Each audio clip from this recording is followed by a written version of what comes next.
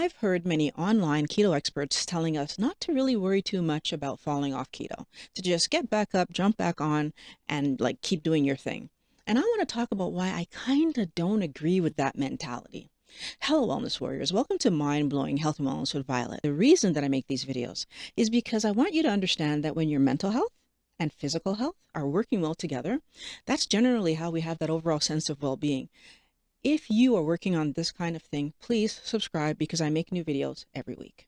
Now, obviously, if I'm talking to someone who's telling me that they've fallen off of keto, at some point in our conversation, we're going to get around to how to get back on and keep moving forward. But it's eventually. I don't start there. And there's a reason I don't start there. Because for me, the more important thing for all of us to try to figure out is why to fall off. And in fact, that's the most important thing that you can do to help yourself to stick to your keto lifestyle long term. Because if you don't figure out why you fell off, you'll fall off again and again and again. And this is exactly what I see in some of these stories that I hear about people doing keto. That it's the 10th time that they've done keto. It's the 7th time that they've done keto. Oh, I did keto years ago and it really worked for me and I'm going to do it again. So there's a misunderstanding, first of all, about what it is to do keto, because it's not just doing a diet. It's living a healthier lifestyle that's going to keep you metabolically healthy. And if we don't understand some of these core ideas, then we're going to fall off keto. I think it's important for us to understand that there's more than one reason that we fall off keto. If I don't look at my life situation and understand where I'm coming from, then I'm not going to be able to really tell that there aren't things in my life that could be pushing me to put it down that I'm not even aware of. So one of the first things that I find that can cause people to fall off keto is not knowing exactly what foods we're supposed to eat, is healthy to eat, allowed to eat, should be eating. These ideas, like what foods are part of my diet. And there are many people coming from the standard American diet who still believe that fruits and vegetables with high glycemic indexes should still be part of the way that they're eating because they are just healthy. So they're still incorporating these high glycemic fruits and vegetables in their everyday, yet still believing that they're living a ketogenic lifestyle. Now, a lot of the time, what's really happening is that by eating just one of these items each day, you're already not in a ketogenic state. For those who are trying their best to keep themselves under the numbers, so now they're actually checking how much they're eating, that little bit that you eat of a high glycemic vegetable or a sweet fruit is still enough to keep you chasing that dopamine hit. So getting clear on which foods are healthy and which foods we should put down becomes super important. But I think the other thing that I want people to think about, because if I'm eating things that are high in fructose, it's not only about sugar as a whole, but now it's about fructose, which we know is damaging to the liver. So eating a lot of fruit, which then puts your liver to work more and it puts insulin to be more involved, will obviously lead to metabolic issues, no matter how good you're being with everything else. The second thing that can cause you to be kicked out of keto is eating highly processed foods. Now, I've actually seen it happen where someone's eating a highly processed food that's labeled keto, but then if you read the ingredients, questionable ingredients. However, I will say that even if the ingredients fall in line with what's a ketogenic way of eating, we also need to understand how many of these processed foods you allow in your day and how much artificial sweetener. So how sweet does this thing actually taste will matter, because it's not only a physical reaction, there's a psychological slash cephalic reaction that happens. Your brain, all of our brains, does not understand what's the difference between artificial sweet and sweet. Wellness warriors, you need to understand that sugar is such a damaging element. It's so toxic to our bodies that as soon as our mouth tastes sweet, our body is already in the process of trying to clear space for the incoming sugar. So the thing that could happen to you is you might be eating a totally approved keto-friendly something that tastes sweet, and then your body is making space for the not coming sugar. But of course, that means later on you're going to be pushed to be hungry. And then you're going to have to go eat. And that's a real hunger that's going to happen because your body put sugar away. Peer pressure is another reason that many people get kicked out of keto. The fact that they go out to eat with others, or maybe in their household, they're the only person doing keto, and there's this pressure to eat like everybody else. This something's wrong with you that you're eating like that, or this constant shaming because you're not able to eat like us and be thin like us. Most people don't consider that just because I'm thin does not mean that I'm internally, metabolically healthy. And so feeling the need to eat like everybody else, even though you know that eating the way you're eating is much more healthy for you, is another reason that many people stop eating their healthy ketogenic lifestyle. The fourth one that I see often is, well, there was a holiday, an occasion, and this feeling that, well, if I only eat off plan during those holidays and occasions, it doesn't really matter, right?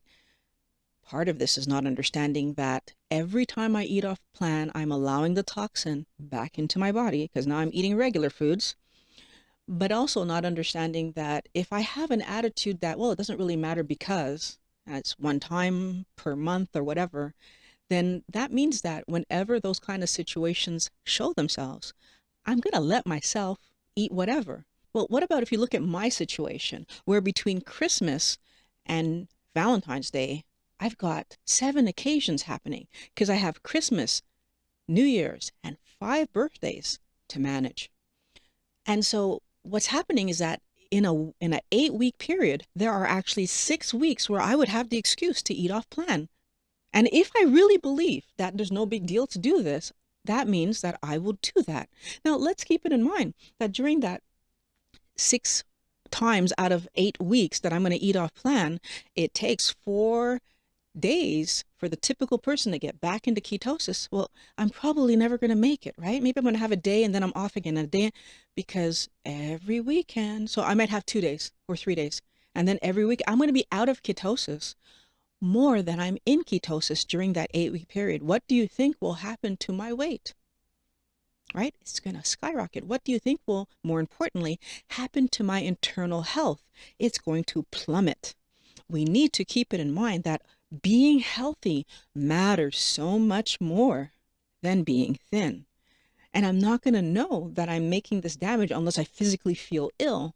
It's a 6-week period. Now, I probably will gain weight if I'm eating normal foods, if I allow myself to have cake and all these other things.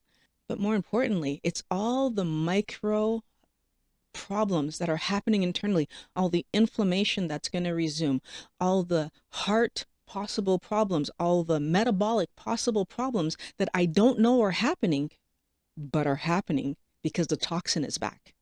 If we allow ourselves to eat off plan without worrying about it, we've just normalized eating off plan.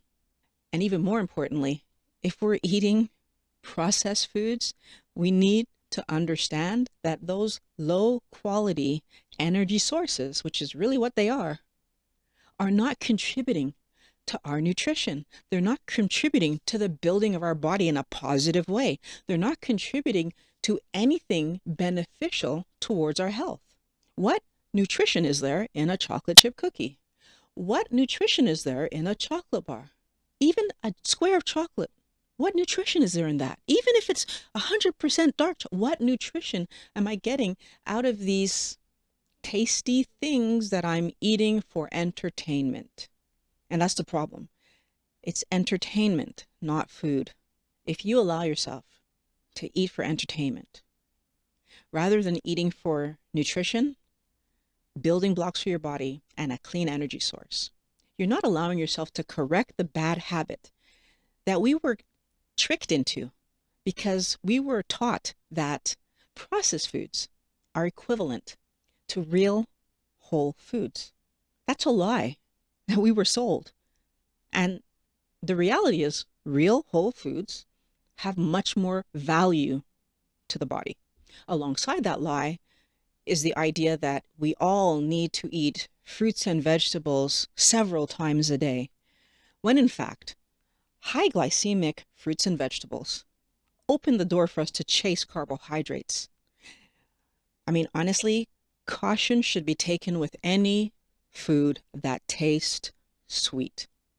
Sweet taste encourage insulin production, dopamine production, that hit we get, and the chase of sweet begins. If you really feel that you're chasing carbohydrates, even though you haven't eaten anything that tastes sweet, I really encourage you to look deeper.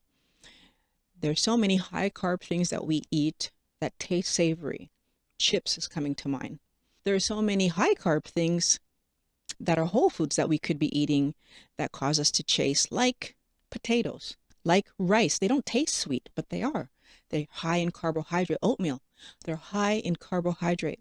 I want you to look deeper, because if you haven't eaten one of these high carbohydrate foods, then there's a possibility that you might be stepping into some emotional eating. Maybe something negative happened for you emotionally recently, and it's pushing you to do some self-soothing. But you need to look deeper.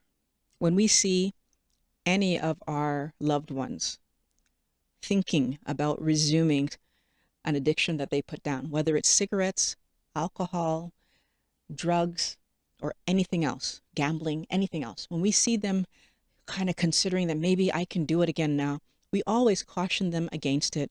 We always caution them to go back to their AA or their therapist. Or yet when it comes to carb addiction, food addiction, when it comes to the idea of using food for something that is not meant for, we don't stop and realize that there's some other reason that you're trying to do this behavior. And because we don't think about that, we think that somehow you're going to be able to just use moderation. It's not a moderation situation. We need to accept that you might need help from your therapist to look at the things that are bothering you, that's causing you to consider going back to eating foods that you know are harming you. Because you might need that assistance to truly understand what's happening with you so that you can make better choices in the future. Now, of course, if you've already eaten off plan, the answer is to start eating correctly right now. I'm just asking you that alongside of eating correctly right now, take the time to truly look at why did you eat off plan, so that you can find a solution to whatever that thing was. Because if I don't deal with it now, when it happens again in the future, because likely it will, I still won't know how to deal with it then, and I will fall off plan again. So yes, get back into your healthy way of living your life, and also alongside that, make a plan. Allow yourself to see that this addiction, you might need some assistance, some support to truly put it behind you and walk forward in life and be healthy for the rest of your life. Wellness warriors, please be honest with yourself so that you can get the results that you want and take the steps necessary to get the addiction under control. So these videos on the screen right here, they're going to help you to continue to improve your physical health and mental health. I want to thank you for watching Mind Blowing Health and Wellness with Violet. There are t-shirts and Patreon link in the description below. Thanks for coming by, guys. I look forward to talking to you guys again next week.